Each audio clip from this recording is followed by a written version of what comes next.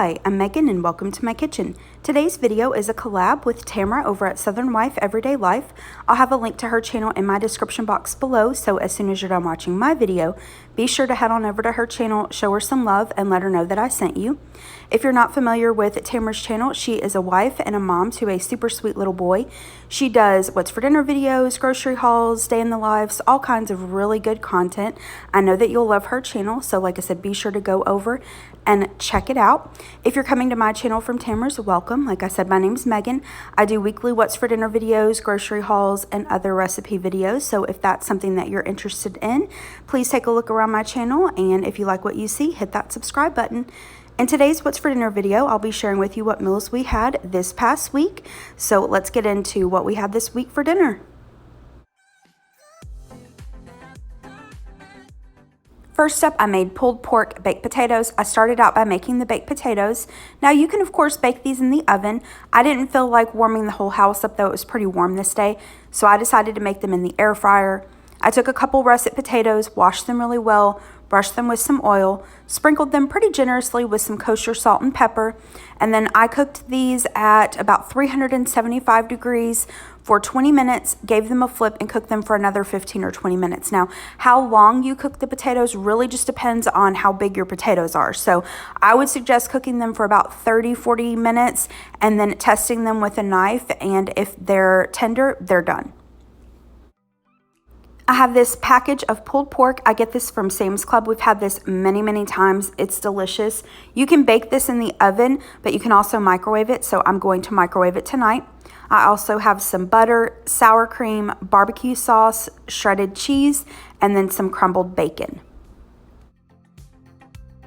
Here are the finished baked potatoes, and once the pork was cooked according to the package instructions, I added a little barbecue sauce and popped it back in the microwave for just about 20 seconds to heat it up. And here are the finished plates. So I just split the potatoes, fluffed it with a fork, added the butter and all the other toppings. I also added some green onions. I apologize, I didn't include that in the picture earlier, but that was dinner this night. So yummy. The next night we went over to my mom and dad's for dinner. My dad bought my husband and my dad a big cowboy ribeye. These steaks, look at this. This was ginormous, bone in. So he cooked those up, and then he did strip steaks for myself, my sister, and my brother. My mom, he grilled up a chicken breast. And then they did like a baked potato bar. We had regular russet potatoes and sweet potatoes and all the fixins, and then a big salad bar. So it was really yummy. The first picture is a picture of my husband's plate. This is a picture of my plate. So I just have the strip steak and a sweet potato, and then I had a side salad.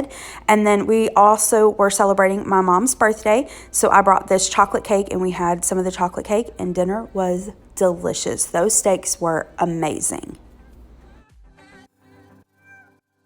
For dinner the next night, I made Parmesan ranch chicken. I've made this many times over the years. We love it. It's so easy and delicious. It's from Plain Chicken. I'll have the recipe linked in the description box below. For one of the side dishes, I'm just using up this box of au gratin potatoes. I've got it in my pantry. I need to use it up, so I'm going to bake them according to the package instructions. Now for the chicken, in this Ziploc bag, I've got a couple of chicken cutlets. I just took a chicken breast, cut it in half horizontally, and pounded it until it was an even thickness. I've got the chicken marinating in some ranch dressing. I just marinated it for a couple hours. You don't have to marinate it at all. You can just take the chicken breast and dip it into the ranch dressing and then directly into the breadcrumb mixture that we're going to make. But if I can marinate it for even just an hour, I like to do that. So in this dish, I'm going to add in the panko breadcrumbs, grated Parmesan cheese, garlic powder, seasoned salt, pepper, and I'm going to stir that until it's combined really well. And I apologize, I forgot to mention, but I have my oven preheating to 425 degrees. So once I've mixed the breadcrumbs together really well, I'm going to take the chicken breasts, dip them into the breadcrumb mixture on both sides really well. And I like to take a fork so that I can kind of mash the breadcrumbs onto the chicken. Once I've got them coated, I'm going to place them onto a baking dish that I sprayed with some cooking spray. And then once I have my chicken on that, I'm going to spray the top of the chicken breast with some more of the cooking spray. That just helps it to get brown. This is going to go into the preheated oven for about 20 to 25 minutes. You want to bake this until the chicken is at least 165 degrees internal temperature. Here's that finished chicken, and then the au gratin potatoes. I sprinkled them with a little bit of parsley flakes on top. Not necessary, just adds a little color. And then I made some roasted asparagus, cut off the woody ends of the asparagus, tossed them with some olive oil, salt, pepper, and garlic powder, and cooked them alongside the chicken. All right, here is a picture of my plate. So yummy. Everything was delicious, and I like to dip this chicken in a little bit of honey mustard as I eat it. It's so good.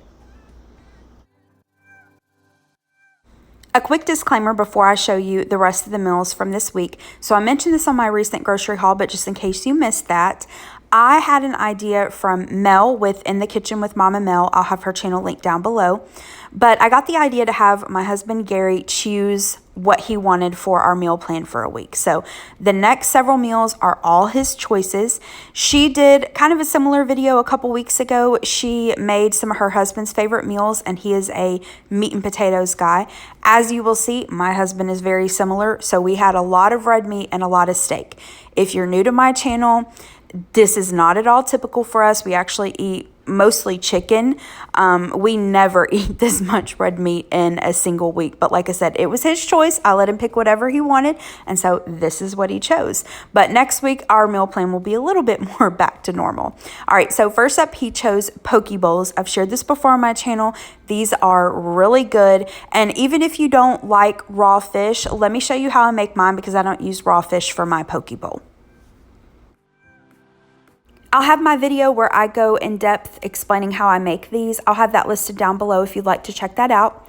My husband's bowl is on the left. He has some rice, lettuce, some sushi ginger, seaweed salad. I just get this from the sushi counter at Kroger. Cooked shrimp, avocado, cucumber, some ahi tuna. I get this at Aldi. And then for the kind of toppings for the poke bowl, I did some sriracha mayonnaise, some eel sauce. I get the eel sauce on Amazon. And then he likes the everything but the bagel seasoning on his poke bowl. For mine, I keep it much more simple. I basically do a like crunchy shrimp roll, but in a poke bowl form. So I do some rice, cooked shrimp, cucumber, avocado, some fried onions. Oh, and I forgot, my husband's has fried onions as well. Some fried onions on mine, and then some of the sriracha and sriracha mayo and the eel sauce, and then some sesame seeds. And these are delicious, so fresh tasting, just really, really good. Gary's next request was for steak sandwiches and loaded fries. Now this worked out perfectly because I had about half of my strip steak left from where my dad cooked it at their birthday. I had that left over and I needed to use it up. So here's that steak. All I did was cut it into small little pieces.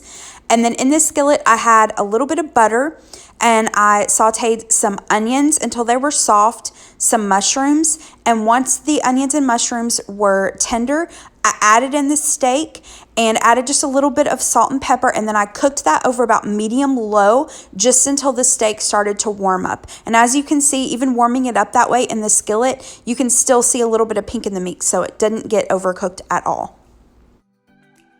Now here are the loaded fries. All I did was take some crinkle cut fries, bake them in the oven according to the package instructions, sprinkled them with some shredded cheese and bacon pieces, popped it back in the oven for a couple minutes until the cheese was melted.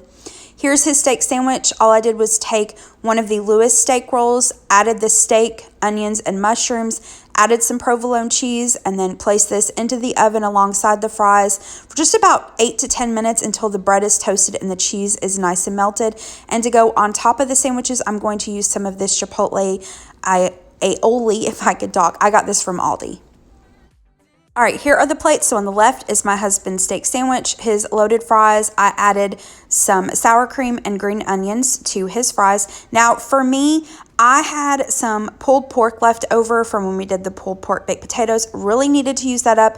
And I also had some baked beans. I'd made baked beans for lunch one day. So I made some pulled pork BBQ nachos. Just took some tortilla chips, some cheese, the baked beans, the pulled pork, some lettuce, tomato, a little bit of sour cream, green onions, and barbecue sauce. I think that's pretty much it.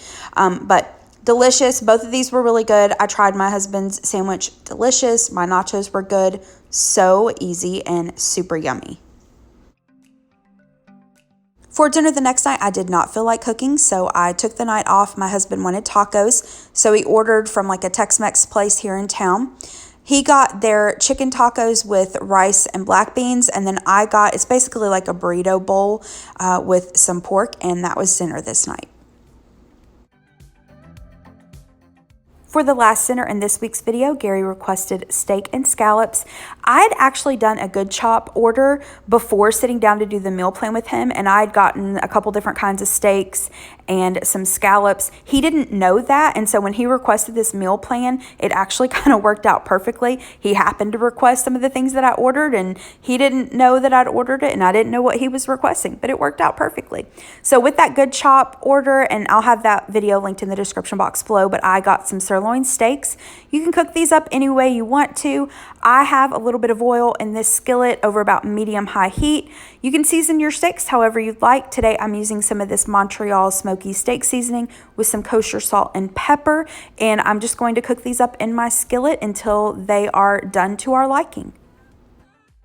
Now, I know most people have a way that they like to make steaks. For me personally, I usually prefer to cook mine in a cast iron skillet, but to be completely honest, on this day, I just didn't feel like getting it out, cleaning it, seasoning it, all that jazz. For me, for steaks, I like to season them really generously with salt and pepper. I personally feel like if a steak is under seasoned, it's just sad. So I like to season it really well. And then once my steaks are almost ready to come out of the skillet, I like to add just a little bit of butter so that the butter melts as the steak rests. And so the steaks are done. I'm going to pull them out of the skillet and allow them to rest. Now in this same skillet, I rinsed it out, wiped it out. I'm going to add a little bit of oil and get the skillet really nice and hot. And then I'm going to add in my scallops. I'm keeping the seasoning simple, just adding some salt and pepper. Now with the scallops, if you've never cooked scallops before, you really only have to cook them for about a minute, maybe a minute and a half or 2 minutes per side. You really don't want to overcook your scallops. If you do, you might as well just go eat a tire. It's going to be rubber, rubber, rubber. So just a quick sear, that's really all you need. Now to finish out the scallops, I have some of this chef chamois butter. I thought that would be yummy, so I added a couple tablespoons into the scallops right before I was ready to take them off and toss them in the butter as it melted, and it was delicious. That chef chamois butter on those scallops, so good. For my sides, I have this bag of stir-fry medley. I knew I was only going to need half of this for another recipe, and I knew I needed to use up the other half. So I added the half a bag of vegetables to a bowl, added a couple tablespoons of water, covered it really well with some plastic wrap, and I popped it into the microwave for about 5 or 6 minutes. To go along with this, I was going to make baked potatoes. That's what my husband requested, but Okay, so first he told me that he wasn't hungry. He wasn't going to eat dinner until after the gym. But then he came downstairs from working and then said, oh, actually, I'm really hungry. But I didn't have enough time to make baked potatoes. So I said, okay, I can do loaded mashed potatoes. Does that work? Because I knew I had one of these pouches of instant mashed potatoes. He was like, yeah, that's fine. So I'm going to cook the instant mashed potatoes according to the package instructions, but I'm going to doctor them up. I'll show you how I do that. To finish up the vegetables, I'm going to remove the plastic wrap. You really want to make sure that you do that carefully. And I'm going to add just a tiny little pat of butter and some salt and pepper and give it a stir, and that's it. The vegetables will be ready.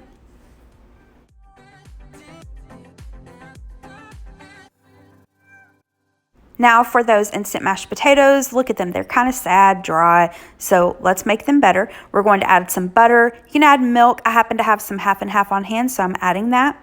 Sour cream, shredded cheese, some bacon crumbles, and salt and pepper, and then I'm going to give it a stir. And now look how much better it looks. Creamy, yummy, so good. I love potatoes of all kinds. All right, here are the finished steaks and scallops. Then here are those loaded mashed potatoes, and then we have the steamed vegetables. Next, I'll show you our plates. All right, so here are the dinners. To garnish the potatoes, I added a little bit of extra shredded cheese, crumbled bacon, and then I chopped up some green onions. This was delicious. Oh my gosh, y'all, this was so, so good. I'll be completely honest with you. I was kind of nervous about the sirloin steaks. Sirloin steaks normally are on the cheaper end. If you go to a steakhouse, sirloins are usually one of the cheapest cuts of meat. There's not a lot of fat, not a lot of flavor, generally. So I was a little bit worried with these, but they were good quality. These steaks were delicious, so good. And those scallops were so, so good. So I definitely order those from Good Chop again. Those were really yummy. All right, that's it for today's video. Thank you so much for watching. I hope that you liked this video. If you did, please hit the thumbs up button below and subscribe to my channel if you're not already. And don't forget to check out Tamara's channel. Like I said, I'll have it linked in my description box below. All right, have a great rest of the day. Thanks so much. Bye-bye.